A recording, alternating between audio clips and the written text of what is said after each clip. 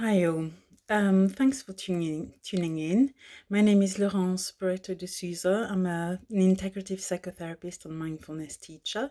And this video is about integration and integral theory by Kane Wilber. So first of all, we'll start with a very short breathing space and mindfulness practice to kind of get us in the zone for me to talk and for you to take on what I'm saying in a different way. So if you want to follow me, you can close your eyes or not. I'm going to close my eyes and just bring the attention onto the sensations on the body and noticing what's there. So just having a brief look around the body and the sensations that you find, tuning into how the breath is, its speed. And then noticing as well how the mind is, how busy the mind may be, or calm, how full or empty the mind may be. And then we'll go and settle our attention onto the breath. So noticing maybe sensations of the breath, sensations of the air coming in, going out, maybe change of temperature in the nostrils and so on. Just following the air in and exploring the breath from within.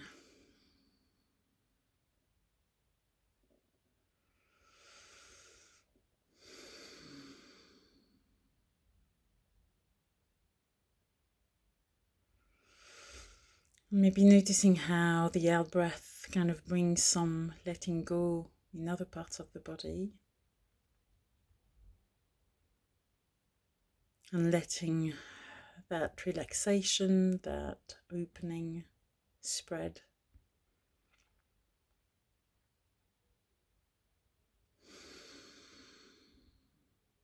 As we're widening the awareness to sense more of the body, more of posture, just widening to sensing the surroundings, the sounds, including my voice, and letting the attention spread by opening the eyes if you had your eyes closed.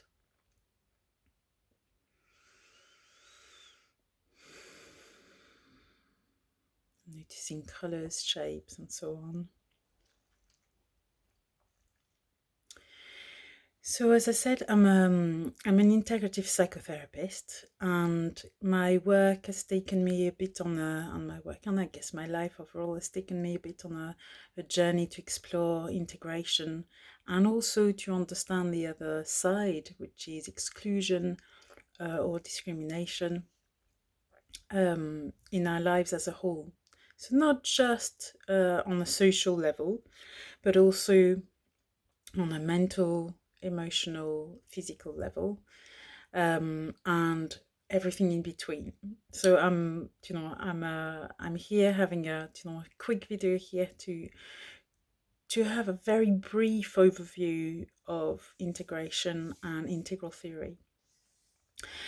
So I have come across Ken Wilber following a bit of a trail of things through Rebel Wisdom and their podcasts, through Accidental Gods, through and following through and then finding some really interesting aspect of his work. So Ken Wilber is a philosopher, American philosopher, and his work is basically translating developmental theory into the realm of society and culture. He works as describes it with colors and a spiral going up with different colors, and the bit I'm interested in is how can we together bring all of ourselves up to a more integrative state of being and consciousness. So in his description, Ken says that actually there's quite a lot of different developmental states when we're not integrated. It's kind of natural aspect that we don't include or take in other aspects of ourselves or other aspects of other people. And that's kind of the natural way. And I'd agree with that. I think that's very true functioning of our minds and our bodies, our attention, that we can't actually take on everything and take in everything. One of the things that's interesting, especially at the moment, regarding Black Lives Matters, discrimination in general, and then polarization in politics, and how that might show up in other parts of our lives, is that there seem to be some aspect of regression, or maybe just that it shows in a different way, that the the exclusion or the lack of collaboration, if you like, or inclusions of views and so on, is now become more extreme. And Ken Wilber doesn't seem to kind of go into why that's the case, why it's happening now, and especially in America, why it's taking place there, and how we can move towards a more inclusive way of being together. And that's why I'm actually posting this video today. It seems to me like this great thinker is missing some aspect of actually very important aspects of how we function, which is to do with our needs and whether our needs are being met enough, and whether we are basically in a position to include, whether we can collaborate, whether we have enough space in our minds to hear different views. I think the level of anxiety and stress that most people actually in these days is a lot possibly higher than it used to be, and the perceived needs as well are very high. So there's a sense of scarcity at play. I'm not completely sure that we, especially for the wealthiest countries, we're actually in a position of scarcity from the point of view of just the availability of things that we can buy, and our ability to do that, and whether we can afford that. I think there is nevertheless some scarcity at play. And myself, I've been trying to make sense of that, make sense of how that's coming about, and how that's come about through history, economics, and so on. And it's very complex. So I don't pretend that I've got all the answers, but I understand that some of the changes that have taken place in our societies will probably contribute to a sense of scarcity and to our perceptions of our needs not being met. And also there's an aspect of distortion. The way I'm making sense of it myself is that there's been a crisis of attachment. So where in the past our relationships maybe would have been more stable with our parents, with our extended family, myself included. I'm French, living in the UK. I'm obviously not as in touch with my family as I could have been had I stayed near them. But there's an aspect of several generations of people doing the very same thing as myself, which is basically not being connected in a emotional maybe, or a sustaining, nurturing way with our family members. I mean, I won't go into very big details here. As I said, it's an overview, but I'll be very open to discuss this further if you want to join in commenting and saying whatever you feel like on the comments to make more sense of this together. But my thoughts are that there's been a crisis of attachment, and it's linked to how motherhood and parenthood haven't been valued as much, maybe than in the past, and also with how the economy has made it impossible really to manage with one earning household, and making it very difficult to find stability and security on the housing ladder, certainly in the UK, in that way. And I think possibly in other countries around the world. So please comment on this if you disagree, or if you've got further thoughts on it. You're completely welcome to. I wanted to add as well that with that sense of dysfunctional attachment, if you like, we do have a need that's not being met, but this need has been distorted by the media, by marketing mainly. So a sense of, if you like, insecurity or vulnerabilities, and anxieties that come from our original need for attachment and safe, grounded relationships with a few number of people, a little number of people, is not being met. And this is kind of perceived as, oh, we need something else. So that falls onto another part of what I've been interested in looking at, which is object relationship and some psychological aspect of how we might use objects to soothe ourselves. So you can go and find out more about that if you search for Klein, and also how our attachments basically shape up as we grow up. So again, that's an overview. There's a massive amount to learn right there. So don't pretend that I'm giving you a massive amount of information. It's just a pointer here. Then, like in terms of going back to Ken Wilber and his work, I think with that in mind, that our needs and our needs for safer, grounded relationships might not be met, and that need is kind of being denied or dismissed or forgotten about. The narrative doesn't actually include this as part of our major need. So that shows up, for instance, in politics and policies, with having maybe a short amount of time for maternity leave, or for parents' leave, depending on the countries and how it works. And the fact that actually babies need some care for several years when they're born, and that most parents have got to return to work to manage. So with that on the side note, so as I said, I'm covering a lot of ground here.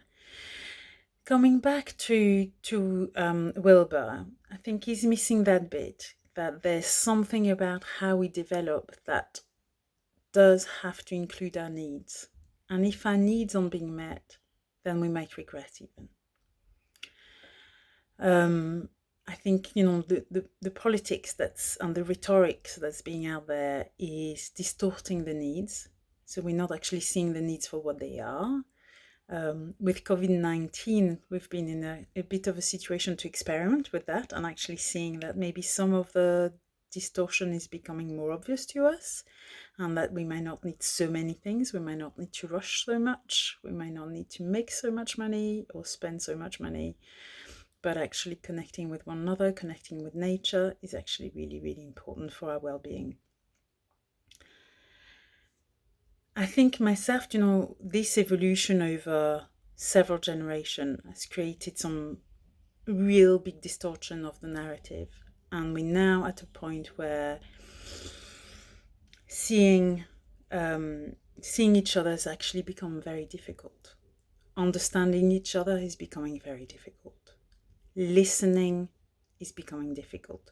expressing ourselves is becoming difficult, and the medium we express ourselves through are not necessarily helpful or easy for us to communicate with one another either. So there's a lot taking place at the moment in terms of adapting to all this and making it's a real state of flux. There's also massive opportunity for us here, I think, as human beings, as beings and sentient beings on the planet, and as beings with huge influence on the ecosystem as well. So, myself, I'm hoping that we can rise through the developmental level that Ken Wilber has described so well into a place where there's inclusions in our minds, there's ways of working together, and collective intelligence rises, and that collective evolution kind of happens in a deeper way. And that our evolution can become an intelligent one, that we can actually shape it in a better way. And that's kind of my utopic view of things. I'm like aiming for a really quite high utopic point here, and I'm really aware of that. But I'm also very aware that it's really important to link back down. And this is also something that's missing in Wilber's work, I find, is how do we practice this? What do we do about this? This polarization, how do we manage a communal development, if you like, and collective development? One of the things that I feel is missing very deeply in his work is how do we communicate? How do we exchange information and knowledge? And how do we include and integrate during this communication? The intellectual dark web was really, amazing at bringing some of those issues to the fore. But I think it's very, it's actually really hard to do in practice. So, we can get lost in the theoretical, philosophical level, but the actual level of work and practice is a very down-to-earth, day-to-day thing. And there's no magical intellectual levels that actually would get us there. So that's something that myself, I'm also trying to practice more as I'm speaking to you through this video, and I'm hoping to get some response in the comments. But also, in terms of practicing, I've got a mindfulness drop-in online that invite people to actually work on that level too, on practicing that together. I'm certainly don't think I've got the whole answer in terms of how to do it, because I'm practicing myself every day, and I'm still on that big learning curve of how to express myself in an open, non-defended, vulnerable, honest way, and how do I listen and take in people who may well be defended, who may well be on the offensive or in a different state of mind where they can't actually let themselves be open. So there's a huge amount of compassion that I think is needed in the whole work there. A huge amount of how do you bring compassion to your own self? How do you bring compassion to others? And how do we work, on a level of the mind to be so open that we can actually do this really well? So, this is a very, very brief overview of everything that's been on my mind for several years. And I hope that you can join me on the search and the practice. And I hopefully see you either on the internet or via some comments. And you can find me by Googling me. I've got a website called Collective Counselling. And you can find me by Googling me. So I hope to find more and discuss this more with you. and take good care. Thanks for listening. Bye.